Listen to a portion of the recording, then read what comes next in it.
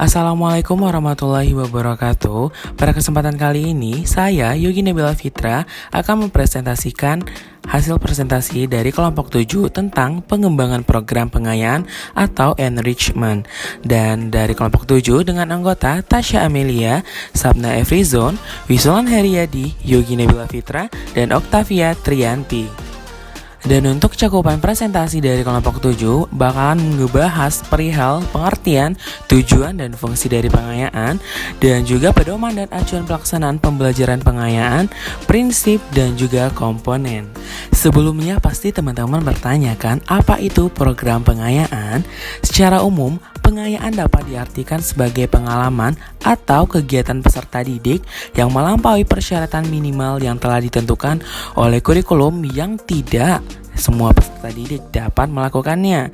Pembelajaran pengayaan memberikan pelayanan kepada peserta didik yang memiliki kecerdasan lebih dengan tantangan belajar yang lebih tinggi untuk membantu mereka mencapai kapasitas optimal dalam belajarnya. Pembelajaran ini didasarkan pada suatu keyakinan bahwa belajar merupakan suatu proses yang terus terjadi atau ongoing process, dan belajar sebagai sesuatu yang menyenangkan atau fun dan sekaligus menantang atau challenging. Selanjutnya, tujuan dari pengayaan yaitu untuk memberikan kesempatan pembelajaran baru bagi peserta didik yang memiliki kelebihan sedemikian rupa sehingga mereka dapat mengoptimalkan perkembangan minat, bakat, dan kecakapannya. Pembelajaran pengayaan berupa mengembangkan keterampilan berpikir, kreativitas, keterampilan memecahkan masalah, eksperimen, inovasi, penemuan, keterampilan seni, dan keterampilan gerak.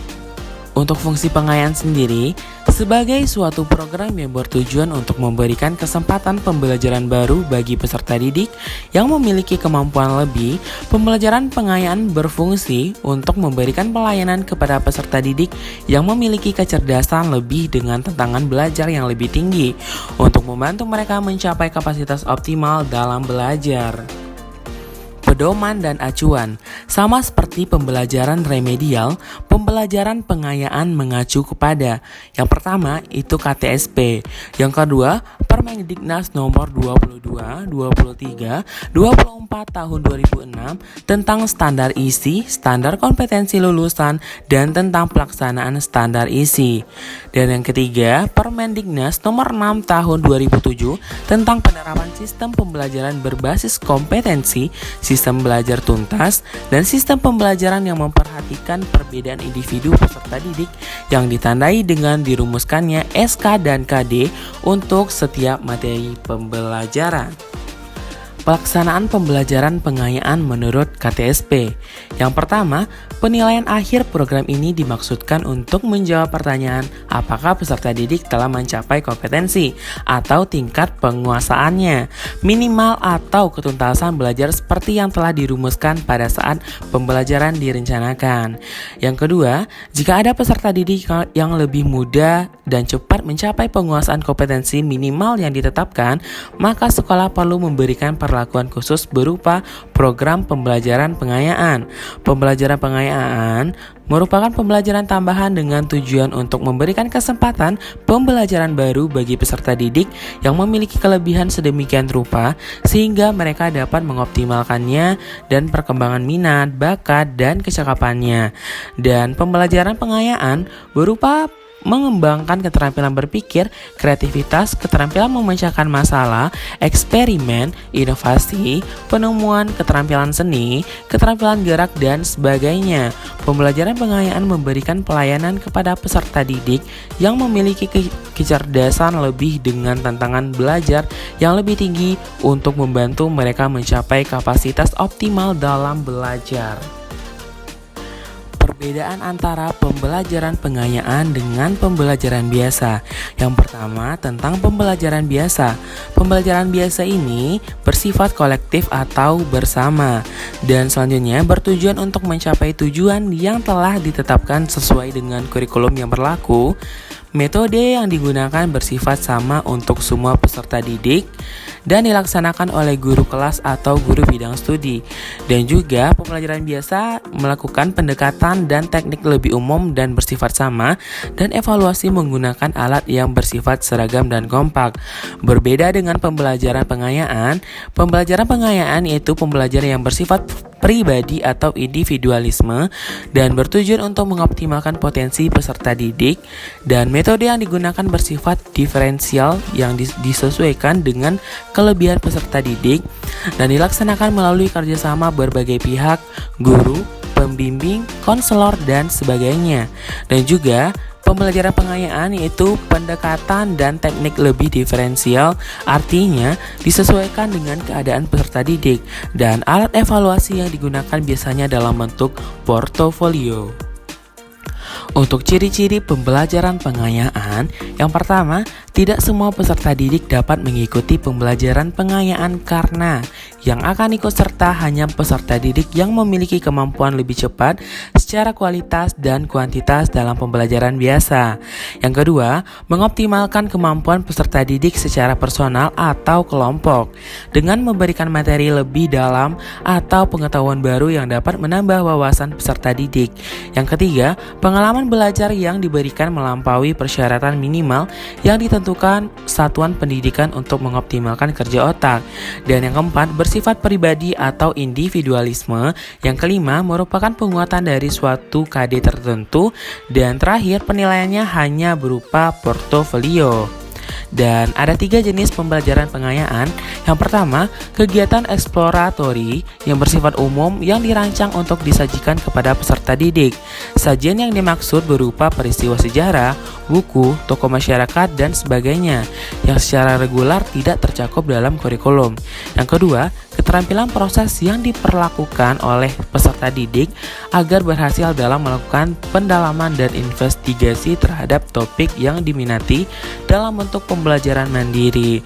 Dan yang ketiga, pemecahan masalah yang diberikan kepada peserta didik yang memiliki kemampuan belajar lebih tinggi berupa pemecahan masalah nyata dengan menggunakan pendekatan pemecahan masalah atau pendekatan investigatif atau penelitian ilmiah.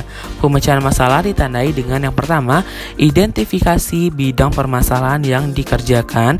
Yang kedua, penentuan fokus masalah atau problem yang akan dipecahkan.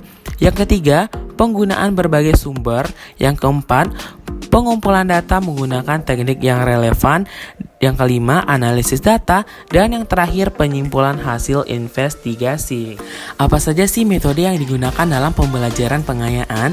Nah, metode yang digunakan dalam pembelajaran pengayaan yang pertama adalah diskusi, yang bertujuan untuk memecahkan atau menemukan solusi atas masalah yang ditemukan dalam mempelajari materi atau pelajaran. Selanjutnya, pemberian tugas. Dalam hal ini, pembelajaran diberikan dengan memberikan suatu proyek khusus yang dapat dilakukan dalam kurikulum ekstrakurikuler dan dipresentasikan di depan rekan-rekannya. Selanjutnya ada yang namanya tutor. Dalam hal ini, peserta didik yang memiliki kemampuan lebih diberi kesempatan untuk memberikan pelajaran tambahan kepada peserta didik yang lambat dalam belajar atau mentoring dan tutoring. Dan selanjutnya ada yang namanya kerja kelompok dengan memperhitungkan kerjasama antar kelompok dan menyatukannya menjadi kesatuan fakta. Dan selanjutnya, prinsip-prinsip pembelajaran pengayaan yang perlu diperhatikan dalam mengonsepkan pembelajaran. Dan pengayaan menurut dari Catena pada tahun 1992 ada 3 poin. Yang pertama yaitu inovasi, yang kedua kegiatan yang memperkaya, dan yang ketiga merencanakan metode yang luas dan metode yang lebih bervariasi. Dan guru perlu menyesuaikan program yang diterapkannya dengan kekhasan peserta didik, karakteristik kelas, serta lingkungan hidup dan budaya peserta didik.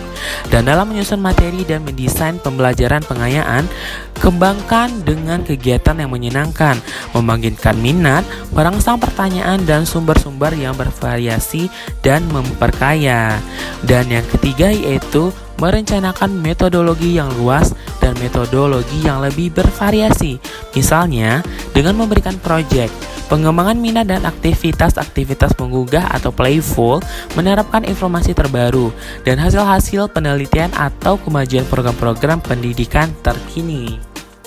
Selanjutnya ada yang namanya komponen pengayaan. Untuk waktu pelaksanaan pengayaan dilaksanakan pada jam sekolah biasa, tetapi juga dapat dilakukan di luar jam sekolah dalam bentuk kegiatan tugas terstruktur dan kegiatan mandiri tidak terstruktur seperti membuat hasil karya.